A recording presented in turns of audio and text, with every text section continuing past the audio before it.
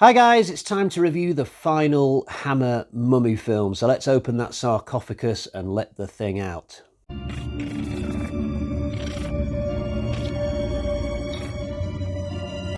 So before we get into it, a quick reminder that you'll find all my other Hammer reviews in my Hammer playlist, and there will be spoilers today. This movie is 52 years old, very old. So the tale in this involves a group of English archaeologists breaking into an Egyptian crypt, shock horror, and they steal all the artifacts, and they even steal the body of the dead mummy in there, who is a woman, an old evil priestess who was so terrible back in the day. Apparently they just had to bury her. Now, coincidentally, on the same night that this tomb raiding is happening, back home, a little girl is born who is the daughter of the lead archaeologist, and she grows up to look exactly like the perfectly preserved evil priestess. And during our story, she starts to go slowly more and more evil throughout the film. It's not an overnight thing, it's very subtle, but it sort of increases as the story goes along. And by the end of the film, she's literally trying to resurrect the evil priestess. So it's a story that's got the flavour of a traditional mummy story, but just with a twist, I suppose. Although there's no mummy in bandages in this film, which was a little bit of a problem for me. It's just something I expect to see in a mummy film, you know, a big, tall, imposing figure covered in bandages, and I didn't get that in this film. So that's my first negative point for Blood from the Mummy's Tomb. It's like having a Superman film where Clark Kent doesn't change into his Superman outfit. It's just not right.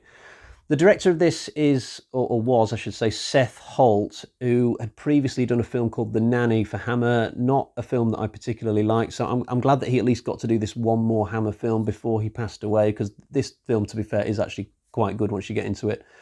Tragically, Seth Holt died on set while he was making this. I think he was like a week away from finishing his filming, and he had a heart attack and literally fell into the arms of another actor on set. Very, very horrible thing to happen. He was only about 47 at the time, so like nobody would have expected it. And I can imagine that everybody who worked on this film probably didn't look back on it with happy memories, to be honest. Something else that's tragic that happened, Peter Cushing was cast in the lead role as the main archaeologist, but his wife fell really badly ill, so he had to leave the set after a week and be recast. Andrew Keir came in to do his role. Not an actor that I'm a huge fan of within the world of Hammer. I mean, he does a good job whenever he has a part. You know, he was the lead in Quatermass and the Pit, and he was also in Dracula, Prince of Darkness. He's fine. He's just not an actor who puts a smile on my face in the same way as say, Andre Morel or Christopher Lee or Michael Ripper. Another name in the cast here is Valerie Leon, who had a pretty long acting career, although mostly smaller parts, I think. But I mostly know her from The Spy Who Loved Me, where she played a hotel receptionist. I don't think I've seen her in anything else apart from that until I watched Blood from the Mummy's Tomb the other night. I'm a massive James Bond fan, so I'm always interested to see the casting crossover between Hammer and Bond in the 60s and 70s, and this is another example of that. I'm such a big fan of The Spy Who Loved Me in particular, actually, when it comes to Bond, that I can vividly remember Valerie Leon's part in it, as small as it was. She played a hotel receptionist who basically had to eat Roger Moore with his eyes as he crossed the lobby, and I think she goes up to his hotel room to pass him a note. I don't think she wears a very flattering outfit in that film, from memory. I noticed that she was... I noticed her attractiveness a lot more in Blood from the Mummy's Tomb than I ever did in that Bond film, to be frank with you. Another Bond alumni who turns up in this is James Villiers, who would go on to play Bill Tanner in For Your Eyes Only. Not a connection that anybody would make unless they were really into James Bond, I suppose.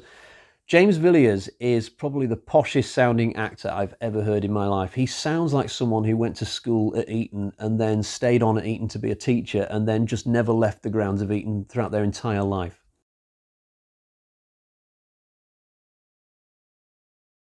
This film begins with a few shots of a night sky, and I think the implication is that the constellations themselves are heavily influencing all the magical, mystical things happening in this story. But the fact that those shots are there definitely altered my perception of the following scene, where we watch some old high priests burying the priestess back in the day, because I watched all this thinking that we were possibly watching events on the moon. Like, it's the fact that these scenes take place at night and the rocks are all kind of greyish and you get this night sky in the background. And I thought, yeah, I'm watching a mummy film on the moon. What's going on? Obviously, I didn't truly believe that, but that's just the impression I got from the way that the set looked and the lighting. I don't know if anyone else has ever thought this about the start of this film. To be honest, this film doesn't look as good as the previous three Mummy films. Most of this is set in London in various apartment blocks and stuff, and visually there's not a lot to be impressed about in this movie. When we do get a flashback scene, it's mostly scenes that take place at night. You don't get that traditional Egyptian vibe, like, expansive deserts and bright sunshine and palm trees. You get none of that. Even in the 59 Mummy film, a lot of which took place in England as well, you still got some flashback scenes and scenes earlier on in that movie which really had a great Egyptian flavour, but not in this one, sadly. I will give the plot a lot of credit, though. They've definitely tried to do something different with this one. They've tried to spice it up a little bit and give you a mummy film which isn't just by the numbers. I know that me saying that is a little bit at odds with what I was saying earlier when I was bemoaning the lack of a traditional mummy. This story was actually based upon a Bram Stoker novel, which is kind of bizarre. You would mostly associate Stoker with Dracula, but no, apparently his works, or some of his works, were the influence for this particular mummy film.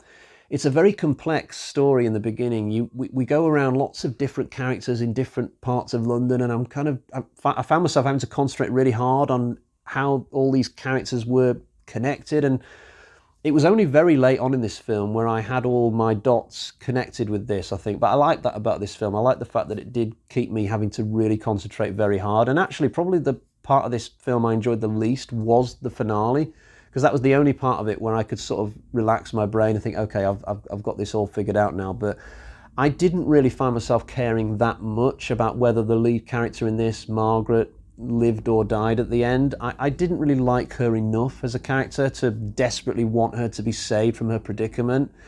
I liked looking at her. I'm a bit kind of more hit and miss on her actual character. It's not that I disliked her. I didn't want her to die either. I was just a little bit indifferent on her fate. I liked the final moment in this film, though, where we see a mysterious character in a hospital bed, all in bandages, and you're not quite sure if it's Margaret or the priestess. It's a little bit of an ending like what you get in Christopher Nolan's Inception. Has the good or the bad survived? It's a choose your own adventure type ending, basically. But the fact that this character is in bandages, it's a nice little tease of other mummy films from the past, and it did kind of make me just a little bit want to go and put another mummy film on, although I was definitely too tired for that.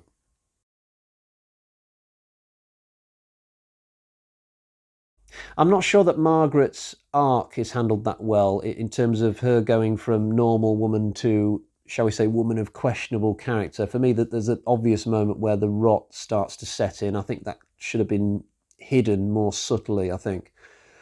The kills are quite mixed in this film. There are some really good ones. Like, there's one archaeologist who's got he's got like a mini statue of a snake, and he knows it's about to come to life somehow. I forget how, but the way that this snake kind of turns into a shadow on the wall and then becomes its full form and kills this guy, a very, very skillfully handled scene. I definitely felt a lot of adrenaline watching that scene. It was good. And there's another similar sort of kill scene where a woman archaeologist gets killed by her artifact. It's like a little statue of a cougar or a lynx or something. Again, very well handled. Although I don't quite know why this woman just huddles in front of her statue so she can be killed. Why doesn't she get her legs moving and try and run somewhere or something? There's another weird one where, so there's like a quirky little doctor character who I really liked, actually. He kind of reminded me of H.R. Geiger, but when he dies, he just kind of falls backwards and dies. I'm not sure what's happened to him. I think the angle of what we're being shown isn't ideal, maybe. And there's another kill. So there's this like Lothario type character who's the boyfriend of Margaret. He's quite a slick guy. He wears a leather jacket. He's quite cool, actually. But his death scene's weird. He gets in his car and goes somewhere, but either Margaret or the priestess just make him crash telepathically. But the crash scene is really kind of awful. Even for an old film from like 1971, it's not great. You can tell, I think, that the the actor is just in a car that's not actually moving, and that they've really sped through this scene as fast as possible so you don't get to linger on how they're filming it. So yeah, it's definitely a case of the good, the bad and the ugly when it comes to the kills in this film. Soundtrack, I guess, is fine. There's one little depressing beat that repeats itself from time to time, I think, but there's not too much musically to enjoy.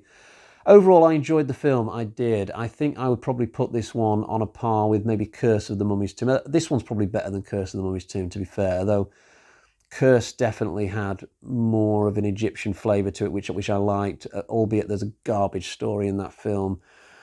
This film doesn't really give you that Egyptian kind of feel that I would like to see in these types of films personally, but it does have a really good story.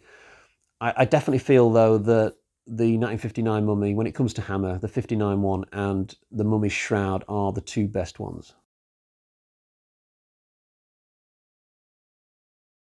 So I'll quickly show you the version for this that I own on DVD. Here is my copy of Blood from the Mummy's Tomb. Picture quality, audio, absolutely superb as you'd expect from any studio canal release. And to be honest, the only reason why I would ever upgrade this to anything that they bring out in the future on Blu-ray, for example, is if they brought out a new collection of like special features, commentaries, things like that. Special features are quite scant on here, although there are a couple of things.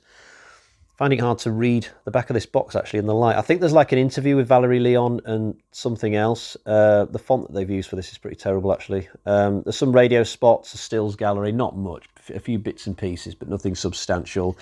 But yeah, pretty decent copy, I'm quite happy with it. So let's get to the Bag of Terror and find out what sort of score I'm going to give this movie.